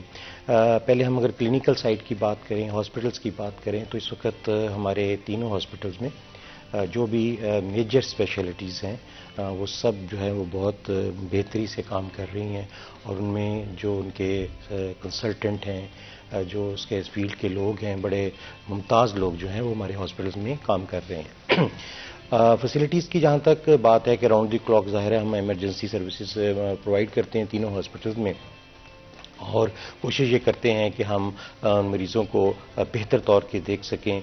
वहाँ पे हम जो हमारी जो राउंड द क्लॉक सर्विसेज हैं उस पर हम बड़े विजिलेंट रहते हैं, और हमारी जो एडमिनिस्ट्रेशन है और हमारे खुद जो वाइस चांसलर हैं प्रोफेसर ज़फ़र अली चौधरी साहब, और हम खुद सब लोग इन तमाम सर्विसेज को डेली मॉनिटर करते हैं, और फिर डेली हम मीट करते हैं इन तमाम सर्विसेज में। कोई अगर डेफिशिएंसी हो, हम MS साहिबान के साथ उनके साथ एक इंटरेक्शन होती है, डेली मीटिंग होती है, और जहाँ भी समझते हैं कि कोई ऐसी कोई मरीज़ों को प्रॉब्लम है, कोई उनको किसी उनकी फैसिलिटीज़ में उनको इश्यूज़ हैं, तो उनको सॉल्व करने की कोशिश करते हैं। तो अल्हम्दुलिल्लाह हमारे जो सर्विसेज हैं इन तमाम में वो हमेशा ही लोगों के लिए मुफीद होती हैं, और जहाँ तक आउटडोर मरीज़ हैं जिनको हम देखते हैं, उनको मेडिसिन दे के वापस भेज देते हैं, उनमें से जो दाखिला होने वाले होते हैं, एडमिशन वाले होते हैं, उनको हम एडमिशन करते हैं, और हमारे हॉस्पिटल में सफाई का और दूसरे मामला पर बड़ी गहरी नज़र रखी जाती है। तो इस सिलसिले में हम समझते हैं कि हम जो सर्विसेज इन तमाम वसाइल में रहते हुए हमारी कोशिश है कि हम अपने जो मरीज़ हैं उनको बेहतरीन सर्विसेज प्रोवाइड करें। एंड आपको लगता है कि आज के वक्त में अगर हम अपने मुल्क में हेल्थ केयर की बात करते हैं तो हम कहाँ पर स्टैंड करते हैं? देखिए, बात यह है कि डेफिनेटली हमारे स्टिल स्पाइट ऑफ इन तमाम फैसिलिटीज़ के बावजूद मैं समझता हूँ कि मरीज़ों का जो है लोड वो ज़्यादा है, और डॉक्टर्स के लिए इन तमाम लोगों को पूरी तरह सेटिस्फाई करना बाज़ मुश्किल हो जाता है। मैं समझता हूँ कि अभी हमारे बहुत सारी जो चीज़ें हैं उस पर मतलब कि मज़ीद हॉस्पिटल्स बनने चाहिए, और इन हॉस्पिटल्स में जो तमाम फैसिलिटीज़ हैं वो तमाम हॉस्पिटल्स में होनी चाहिए। स्पेशली जो मेरा पॉइंट है कि पेरिफेरल एरियाज़ में जहाँ से लोग दूर दराज से आते हैं, कोशिश ये करनी चाहिए कि वो अपने नियरेस्ट किसी जगह पर उनको जो फैसिलिटी मिल सके। अब हमारे पास कई जो पेशेंट्स हैं वो काफ़ी दूर सफ़र करके आते हैं, आते हुए उनको आने की मुश्किलात होती हैं, आते आते उनका जो मर्ज़ है उसमें कोई कॉम्प्लिकेशंस हो जाती हैं। तो इस सबसे जो मैं समझता हूँ कि जो काम करने वाला है वो पेरिफेरल एरियाज़ में है, रिमोट एरियाज़ में है, वहाँ पर कोशिश ये करनी चाहिए कि वो तमाम फैसिलिटीज़ जो शहरों में मुहैया हैं, आइंदा दिनों में हमें उन एरियाज़ को फोकस करना चाहिए ताकि लोगों को जो उनके डोर स्टेप पे جلدی سے ان کو وہ فیسلٹی مل سکے جس کے لیے وہ 8 گھنٹے کا یا 10 گھنٹے کا سفر کر کے آ جاتے ہیں. تو گورنمنٹ اس سلسلے میں کافی کام کر رہی ہے اور ہم بھی کوشش کرتے ہیں کہ ہم ریموٹ ایریاز میں جا کے خود بھی ڈاکٹرز کی ٹیمیں بنا کے ہم بھیجتے رہتے ہیں. لیکن اصل بات یہ ہے کہ وہاں پراپر انفراسٹرکچر ہو اور فیسلٹیز جو ہیں ان کے ڈور اسٹیپ پہ مہیا ہو سکیں. یہ بہت امپورٹنٹ چیز ہے. اگر ہم ایمرجنسی کی بات کرتے ہیں تو آئی تھنک ڈیفینیٹلی کسی بھی میڈیکل پرابلم میں, کسی بھی کمپلیکیشن میں, I think that is the first point of contact کسی بھی پیشنٹ کے لیے. موسٹلی انلیس آپ گھر سے you are in a situation جہاں پہ آپ خود نہیں آ سکتے, آپ کو گھر سے لانا پڑتا ہے, تو ایمبولینس اینڈ فرسٹ رسپونڈرز اس ٹائم پر آپ کے ساتھ فرسٹ ان کانٹیکٹ ہوتا ہے. But for most people, for most cases and situations, آپ کے لیے emergency first point of contact. کتنا مشکل ہوتا ہے ایمرجنسی کو رن کرنا on a day to day basis یا آن اے ویکلی بیسس؟ آپ کے پاس کتنے مریض آ جاتے ہیں اور سب سے مشکل کیا ایسپیکٹ ہوتا ہے اس کا؟ دیکھیں, سب سے ایمرجنسی میں اگر آپ کبھی وزٹ کریں تو میں جب بھی وزٹ کرتا ہوں تو ڈیلی لگتا ہے کہ آج ہی سب سے زیادہ رش ہے. ظاہر ہے بہت سارے, میں نے آپ کو بتایا نا کہ چونکہ ہمارا جو ڈرینیج ایریا ہے وہ اس کا بہت اسپیکٹرم بہت وائڈ ہے, تو ڈیفینیٹلی پیشنٹ جو ہیں وہ فیل یہی کرتے ہیں کہ جب وہ آئیں تو بس فوری طور پہ انہی کی طرف اٹینشن دیجیے, کوشش کرتے ہیں. لیکن ظاہر ہے جب اتنے پیشنٹس ہوں گے, بیڈز بھرے ہوتے ہیں اور بعض کا ہم ایکسٹرا بیڈ بھی لگاتے ہیں, وہ بھی بھر جاتے ہیں. تو آپ نے کہا کہ مشکلات ڈیفینیٹلی ہوتی ہیں. ہر جو پیشنٹ سمجھتا ہے کہ وہ, ہر پیشنٹ یہ سمجھتا ہے کہ میں ہی سب سے زیادہ, مجھے ہی ضرورت ہے. تو آپ نے جہاں تک یہ بات کی ہے مشکلات کی, تو ہم اس مشکلات کو دیکھتے ہوئے ہم اپنا پورا ہم اس کے لیے ہم تیار ہوتے ہیں. ہمارے ڈاکٹرز جو ہیں, ہمارے جونیئر سے لے کر سینئر ڈاکٹرز, پراپر ایمرجنسی میں ان کی اویلیبلٹی ہوتی ہے. جہاں پر سینئر کے کسی کنسلٹنٹ کی ضرورت ہوتی ہے تو ان کو کال کرتے ہیں, ان کو آن کال ہوتے ہیں, پریزنٹ بھی ہوتے ہیں. تو یہ ساری چیزیں جو پاکستان میں ظاہر ہے جو پیشنٹس ہیں ان میں جو سب سے کئی چیز ہے کہ وہ پاس کا ہاسپٹل میں جو ان کی جو آنا ہے وہ لیٹ کر دیتے ہیں. میں نے جیسے پہلے بھی پیریفری کی بات کی ہے, ان میں پراپر ریفرل نہیں ہوتا, یا وہ جو ایسا ٹریٹمنٹ لے رہے ہوتے ہیں جو درست نہیں ہوتا. تو جب ہمارے پاس پہنچتے ہیں تو بہت ساری چیزیں ان کی جو ہوتی ہیں وہ ٹریٹمنٹ جو ہے وہ پراپر نہیں ہو رہا تھا. ہم ان چیزوں کو دیکھنا ہوتا ہے. لیٹ آئے مریض یا اپنی ایسا ٹریٹمنٹ لے کے آئے جو درست نہیں, تو ہمارا فرض ہے کہ ہم ان کو اٹینڈ بھی کرتے ہیں اور حتی الامکان کوشش کرتے ہیں کہ اگر کوئی چیزیں کریکٹ نہیں ہو سکی تو ہم ان کو بہتر ٹریٹمنٹ دے سکیں اور جو ان کا علاج بہتر کر سکیں.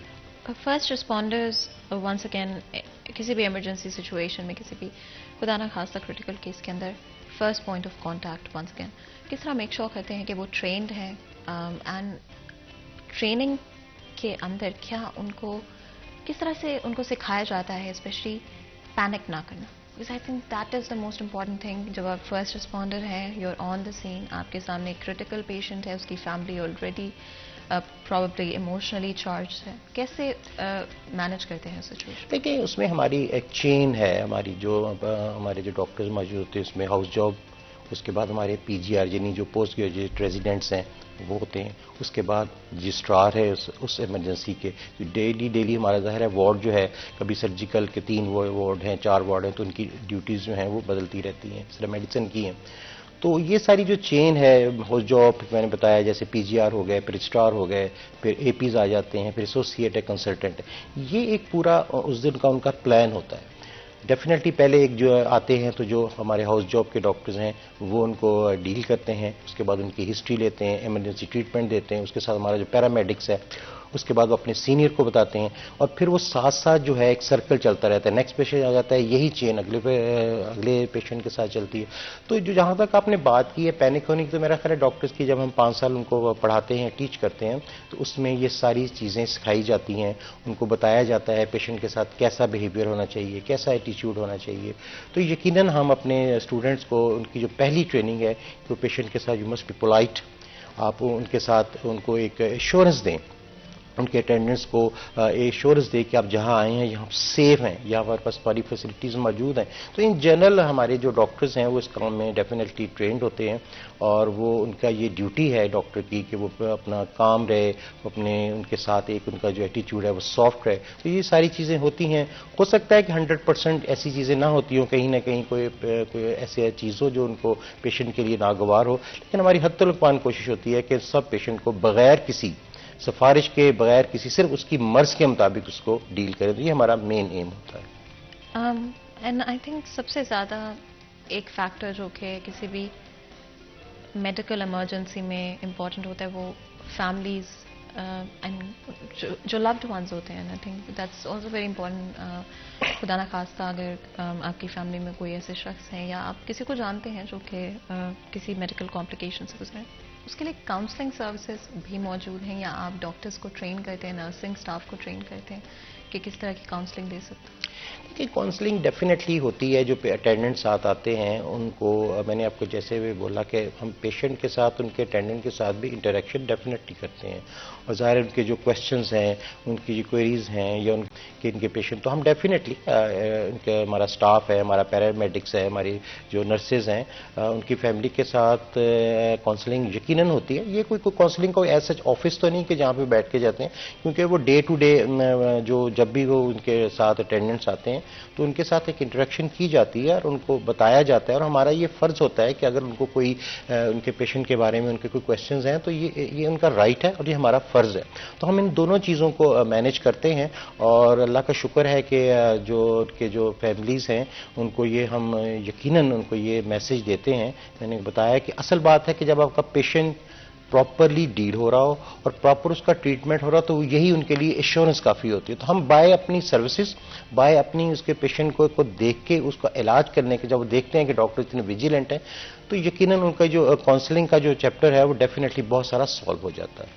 And once again I think اگر ہم آج ہیلتھ کیئر کی بات کرتے ہیں، ریسورسز کی لمیٹیشنز ہیں، بجٹنگ کی لمیٹیشنز ہیں، ڈیفینیٹلی اوور برڈنڈ ہیں. ڈیفینیٹلی جس طرح آپ نے بھی بات کی کہ ریموٹ ایریاز ہیں جو گرد و نواح کے علاقے ہیں، فیصل آباد شہر کے آس پاس، وہاں سے بھی آپ کے پاس بہت سارے لوگ آتے ہیں، پیشنٹس آتے ہیں. کیا آج ہمارے ڈاکٹرز، اینڈ میں اوور آل بات کر رہی ہوں generic, overworked and underpaid محسوس کرتے ہیں؟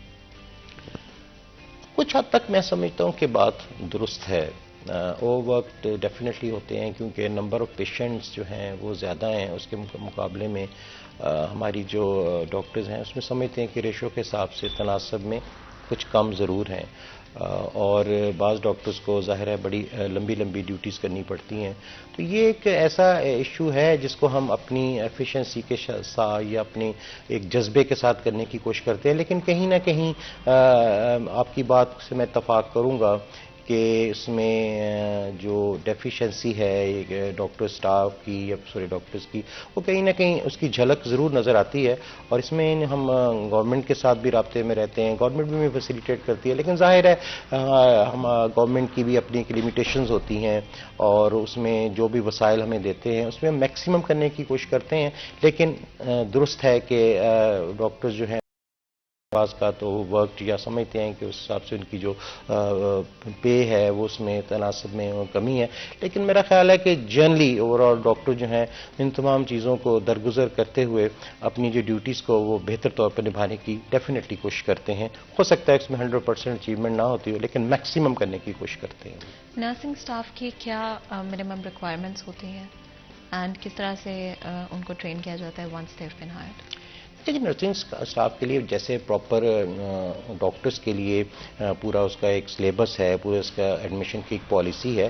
نرسنگ کا بھی ہمارا پراپر اس کا ایک سسٹم ہے اور ان کا میرٹ جو اگر آپ دیکھیں تو اب ایف ایس سی کے بعد ہم اسٹاف جو نرسنگ کو ایڈمیشن کرتے ہیں اب ان کی ایک ڈگری جس کو ہم بی ایس این کہتے ہیں اور وہ بیچلر لیول کی ڈگری. اب نیکسٹ میں آگے تو ہوتا تھا کہ وہ جیسے ہوتے تھے کہ جی یہ ایل ایچ وی ہیں یا دوسرا نرسز ہیں ٹرین، ایسی ٹرین نہیں ہے. اب نرسنگ کا جو میرٹ اگر آپ دیکھیں تو بعض کا میں دیکھتا ہوتا ہوں کہ میڈیکل اسٹوڈنٹس کے بین نرسنگ سٹاف کا میرٹ آتا ہے ایف ایس سی میں، اور اس کو پراپر اس کا جو سسٹم ہے جیسے میڈیکل اسٹوڈنٹس کو ایڈمیشن کیا جاتا ہے اسی طرح ان کا میرٹ بنتا ہے اور وہ آپ کو حیرانی ہوگی کہ کافی ہائی ہوتا ہے.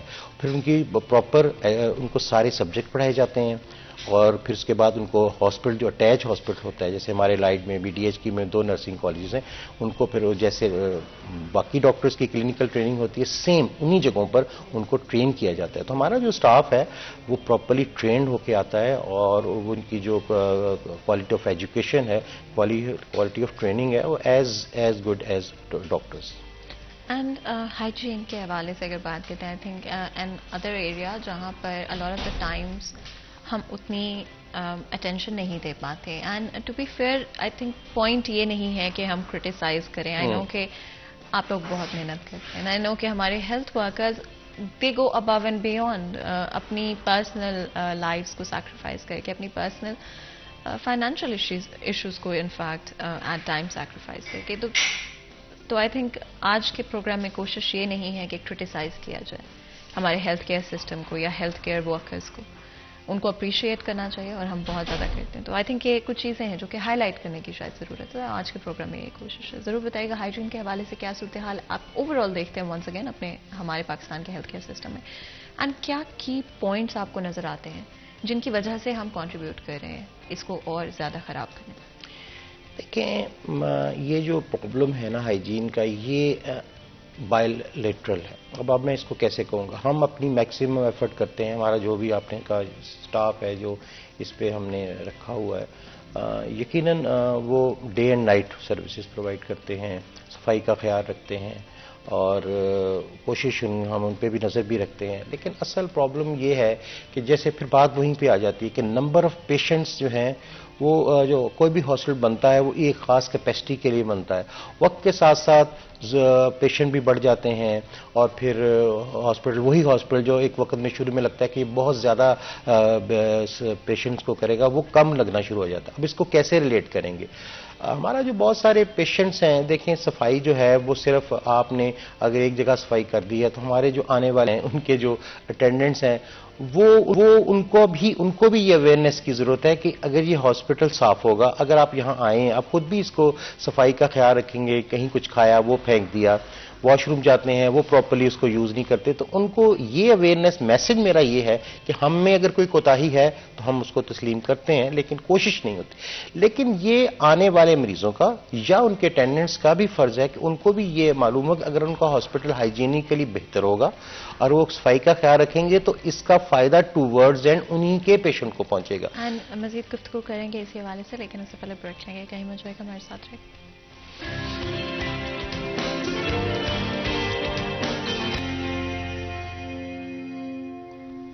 ویلکم بیک سریہ چین میں ایک دفعہ پھر آپ کو خوش آمدید کہتے ہیں. بریک میں شان سے پہلے گفتگو جاری تھی, آگے بڑھاتے ہیں اپنے ڈسکشن کو. اور جہاں پر آئی تھنک ہم ہائیجین کی بات کر رہے تھے, ڈیفینیٹلی لاٹ آف ایشوز جو کہ ہائیجین سے ریلیٹڈ بھی آج ہماری ہیلتھ کیئر سسٹم میں ایگزسٹ کرتے ہیں. And lot of the Times شاید ہماری اپنی غلطی ہوتی ہے, ہم خود رسپانسبلٹی نہیں لینا چاہتے اور ہماری کوشش ہوتی ہے کہ ہم ریپرز پھینک دیتے ہیں, ہاسپٹل کے اندر موجود ہیں اس وقت اپنی صفائی کا خیال نہیں کرتے ہیں.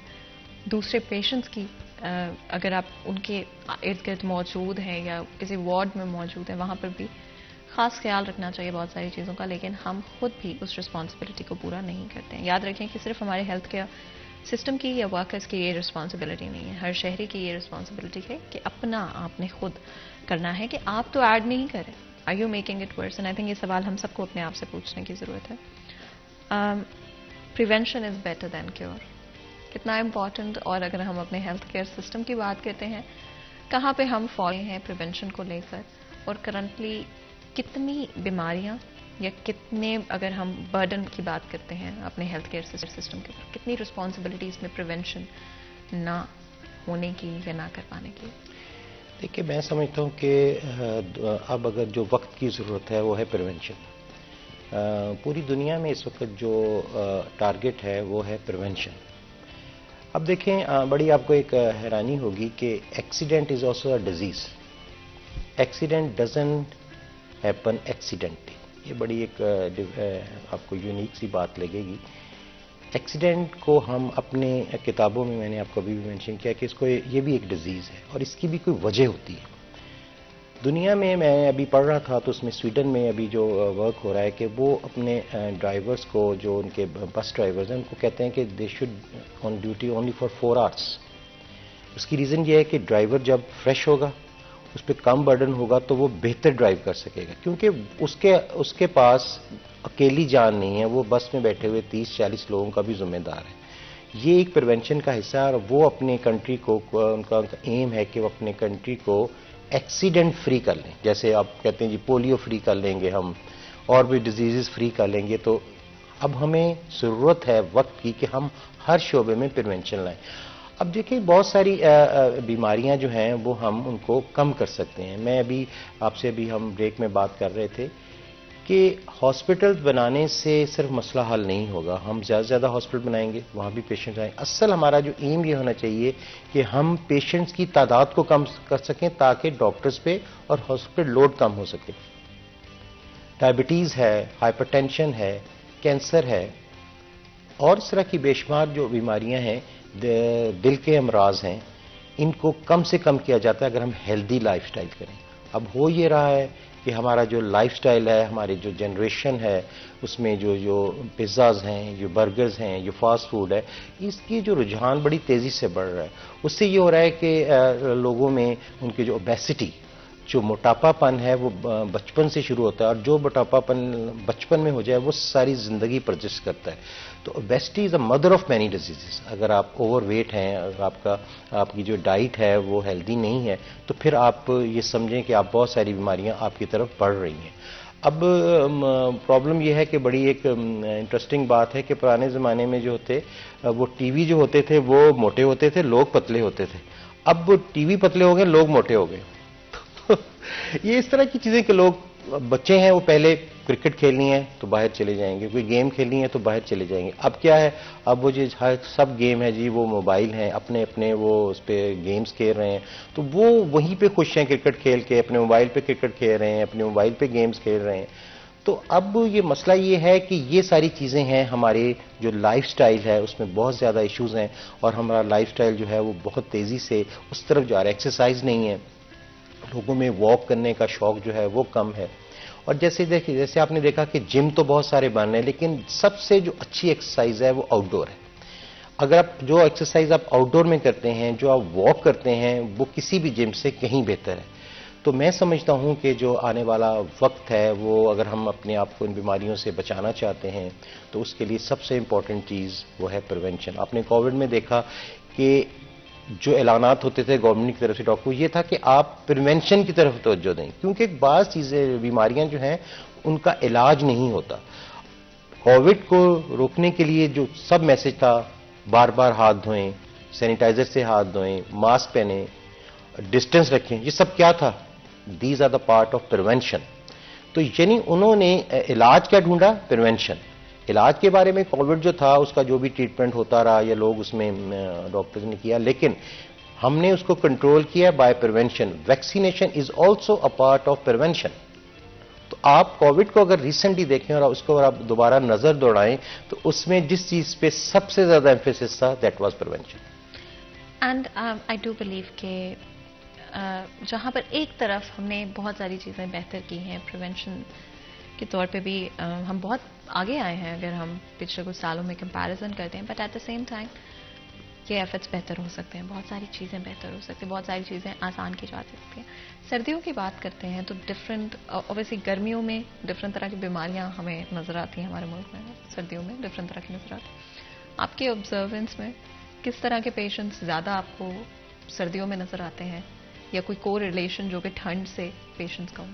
لیکن سردی ایک ظاہر ہے, ایک اس کا جو ٹیمپریچر کا کم ہو جانا, ایک تو ظاہر ہے آپ نے جنرلی دیکھا ہوگا کہ فلو, کف, اور یہ بہت زیادہ عام ہو جاتا ہے. یہ سیزن کی بیماری ہے, اور جو بہت سارے پیشنٹ جو ہیں وہ فلو کف کو بھی سمپل سمجھتے ہیں, لیکن جب آپ سردی میں نکلتے ہیں آپ کو سردی کی وجہ سے اثرات ہوتے ہیں, وہ پھر اگر آپ نے اس کو انیشلی کنٹرول نہیں کرتے, کوئی وائرل انفیکشن ہے, کوئی بیکٹیریل انفیکشن ہے, تو پھر آپ کے لنگس کو بھی انفیکشن ہونے کے چانسز ہوتے ہیں.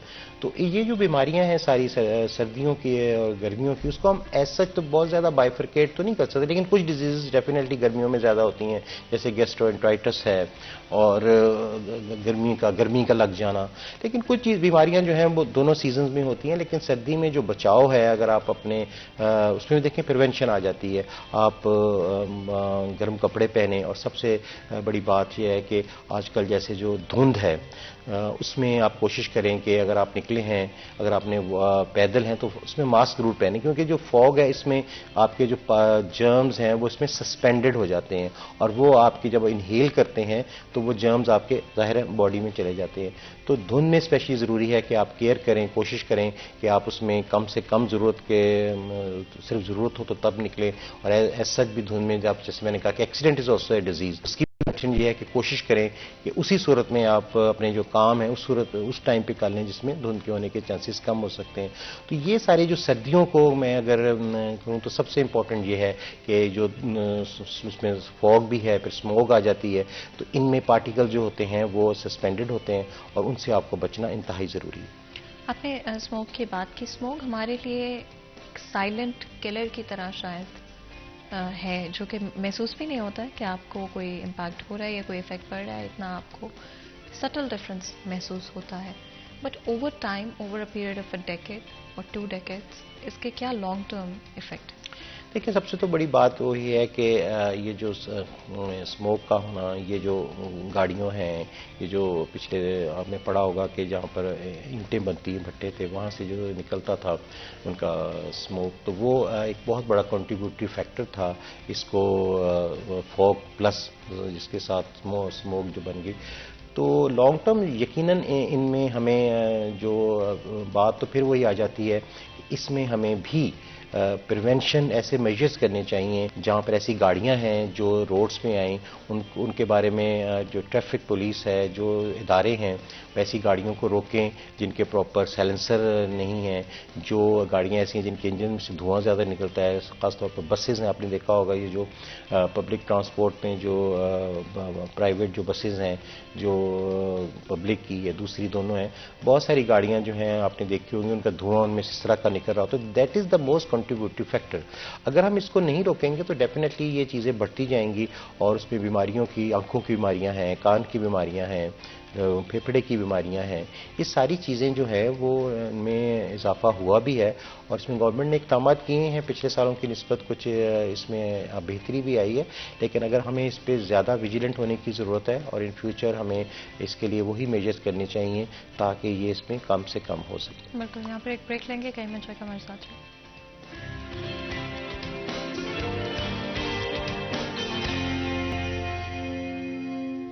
Welcome back. سٹی 10 میں ایک دفعہ پھر آپ کو خوش آمدید کہتے ہیں. بریک میں جان سے پہلے گفتگو جاری تھی. آج بات کر رہے ہیں فیصل آباد میڈیکل یونیورسٹی کے حوالے سے. ڈفرینٹ چیزوں کو ہم نے ڈسکس کیا, جس میں آف کورس اوور آل ہمارا ہیلتھ کیئر سسٹم بھی, اینڈ پرٹیکولرلی فیصل آباد میڈیکل یونیورسٹی کے حوالے سے بھی ہم نے بات کی. Moving forward, I think one of the biggest questions جو کہ آج کے وقت میں ہر کوئی آنسر کرنا چاہتا ہے, یا جس کا آنسر کسی کو چاہیے, وہ ہے اپنے کریئر کے حوالے سے. کیا ڈیسیجنز ہو سکتے ہیں کہ آپ کے پاس آپشنز موجود ہیں. A lot of the times medical students medical تو کر لیتے ہیں, لیکن اس کے بعد ان کے انٹرسٹ الائن نہیں کرتے, پرٹیکولرلی کہ وہ ہیلتھ کیئر میں as a doctor, as a surgeon, as a کسی بھی طرح سے انوالو ہونا چاہتے ہیں. تو اس کے حوالے سے بات چیت کر لیتے ہیں. آپ کے اپنے اگر کریئر کی بات کرتے ہیں, کریئر جرنی کی بات کرتے ہیں, تو ضرور بتائے گا کہ کس پوائنٹ پہ آپ نے سوچا کہ اچھا دس از ناٹ فار می, میں شاید ڈاکٹر نہیں بننا چاہتا, بلکہ میں چاہتا ہوں کہ میں چیزوں کو ایڈمنسٹر کروں یا میں پریونشن کی طرف جاؤں. کیا پوائنٹ تھا اور کیا فیکٹرز تھے جن کی بیسس پہ آپ نے یہ فیصلہ کیا؟ دیکھیں, بیسیکلی تو ڈاکٹر کا جو میں سمجھتا ہوں کہ جو مین ایم اور جو مین اس کا سوسائٹی میں رول ہونا چاہیے وہ مریض کی خدمت اور اس کا علاج ہے.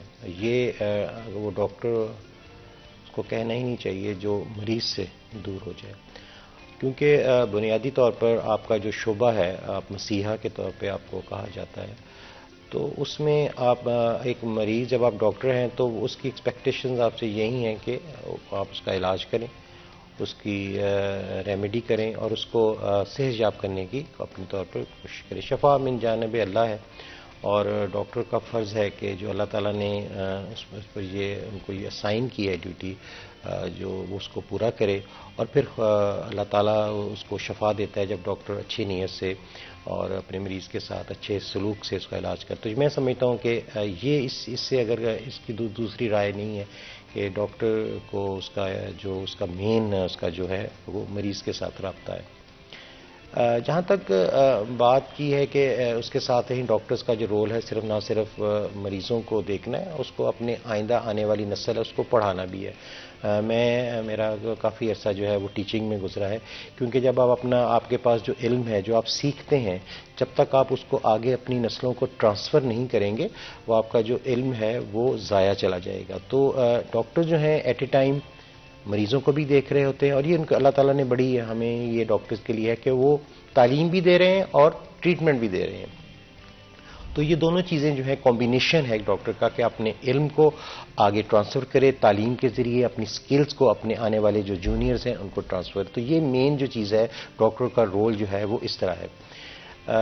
باقی یہ ہے کہ ذاتی طور پہ میں سمجھتا ہوں کہ جب آپ سینئر ہو جاتے ہیں، جب آپ کام سیکھ جاتے ہیں، جب آپ اپنے سارے اپنے تجربے آپ کو گزارتے ہیں اپنی لائف، تو پھر آپ چیزوں کو نہ صرف ٹریٹمنٹ ضروری ہے، تعلیم ضروری ہے، پر ان کو ایڈمنسٹریشن کی بھی ضروری ہے تاکہ وہ چیزیں ایک صحیح انداز میں اور ریگولر طریقے سے آگے چلیں. کیونکہ اگر آپ کسی بھی چیز کو مانیٹر نہیں کرتے، اب آپ سینئر ہوتے ہیں، آپ اس کو ایڈمنسٹریشن میں دیکھتے ہیں کہ یہ چیزیں جو ہیں اگر ہم کر لیں تو تعلیم کا معیار بھی بہتر ہوگا اور لوگوں کے علاج کا معیار بھی بہتر ہوگا.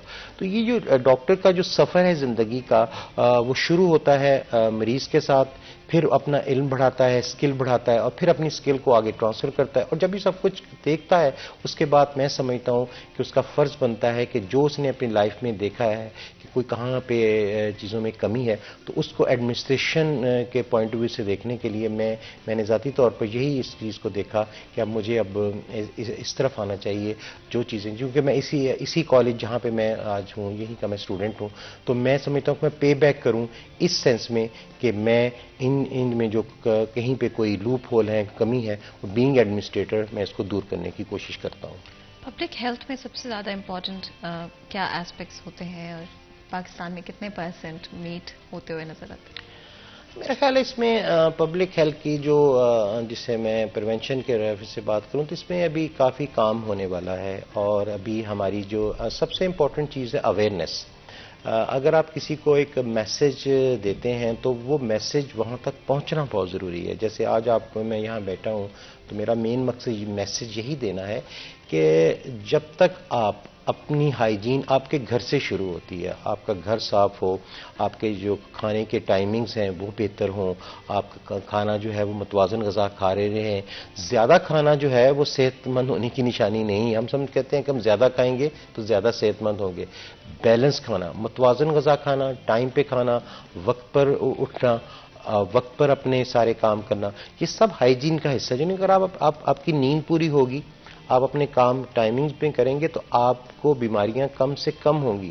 اگر آپ اوور برڈن ہیں یا پراپر ٹائم پہ آپ کھانا نہیں کھاتے یا ریسٹ نہیں پراپر کرتے تو پھر آپ کی امیونٹی ویک ہوتی ہے تو بیماریاں آپ کی طرف وار کرتی ہیں. تو ہمارے لوگوں میں جنرلی جو ہے یہ بہت ضروری ہے کہ گورنمنٹ کی طرف سے بھی ظاہر ہے اس میں ورک کرنا بھی کر رہے ہیں اور ہونا ضروری ہے، لیکن اصل کوشچن یہ ہے کہ آپ کو خود معلوم ہو کہ آپ جو کر رہے ہیں وہ صحیح کر رہے ہیں. ہمیں بہت سارا یہی نہیں علم ہوتا کہ ہم جو کھانا کھا رہے ہیں یا ہماری جو روٹین ہے یہ ہیلدی روٹین نہیں ہے. تو لوگوں کو یہ میسج بہت ضروری ہے کہ اگر آپ اپنی ہیلتھ جو ہے اپنے گھر سے شروع کریں گے تو پھر آپ کے پاس ڈاکٹر کے پاس جانا بھی آپ کا کم ہو جائے گا، آپ کا ادویات کا خرچہ کم ہو جائے گا. تو اگر آپ کھانا اتنا کھا رہے ہیں جتنا ضرورت ہے تو پھر آپ کا دوائیوں کا خرچہ بھی بچ جائے گا. تو دونوں چیزیں آپ کے ساتھ میچ کرتی ہیں. گورنمنٹ لیول پر اگر بات کرتے ہیں اینڈ کنٹری وائڈ اگر ہم بات کرتے ہیں that includes different classes, that includes different incomes, different areas, remote areas, for fetched areas.